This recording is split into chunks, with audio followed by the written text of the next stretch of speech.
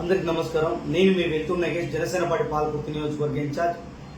నిన్న ఏదైతే పాశం యాదగిరి గారు ఒక ప్రెస్ మీట్లో మాట్లాడుతూ మా అధినేత శ్రీ పవన్ కళ్యాణ్ గారిని తాగుబోతూ తిరుగుబోతూ శీలం లేదు చదువు లేదు అని చెప్పి అసభ్యకరమైన పదజాలంతో తెలంగాణ పరువు తీసిన పాశం యాదగిరికి తెలంగాణ యువత బుద్ధి చెప్తాం. పాశం యాదగిరి అన్న గౌరవప్రదంగా మాట్లాడండి, పాలసీల మీద మాట్లాడండి, తెలంగాణ పరువు తీయకండి. తెలంగాణ పరువు తీసేది మీలాంటి వాళ్ళే అన్నా. మా అధినేత శ్రీ పవన్ కళ్యాణ్ గారిని మాట్లాడడానికి ఏం తప్పు చేశాడన్నా? తప్పకొకసారి ఏదో ఒకటి మాట్లాడుతున్నాం.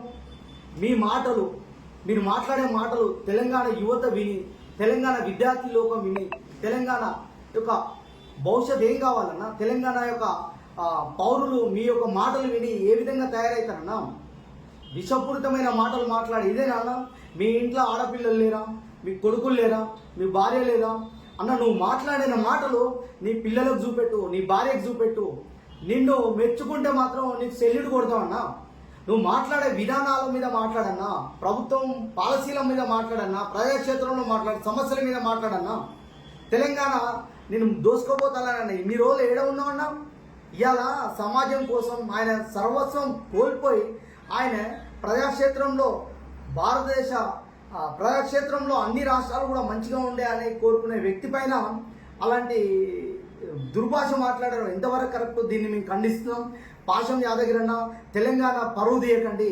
మీరు మాట్లాడే విధానాలు, మీరు మాట్లాడే బూతులు మీకు ఇదే నేర్చుకున్నారన్న. మీరు మేధావులని, మీరు ఇలాంటి బూతులు మాట్లాడే వాళ్ళు మీరు మేధావులు అయితే మరి అబ్దుల్ కలాం లాంటి వాళ్ళు అంటే అంబేద్కర్ లాంటి వాళ్ళు ఎవరన్నా ఇలాంటి బూతులు మాట్లాడారా? మీరు ఇదేనా నేర్చుకున్నది? మీ అమ్మ నాన్నలు ఈ బూతులైనా నేర్పించారా? పాశం యాదగిరి అన్న, మీరు తప్పకుండా క్షమాపణ చెప్పాలి. మీలాంటి వాళ్ళ వల్లనే తెలంగాణ పరువు పోతుందని చెప్పి జనసేన పార్టీ నుండి హెచ్చరిస్తున్నాము. మీరు ఈ యొక్క మాటలను చాలాసార్లు మాట్లాడారు.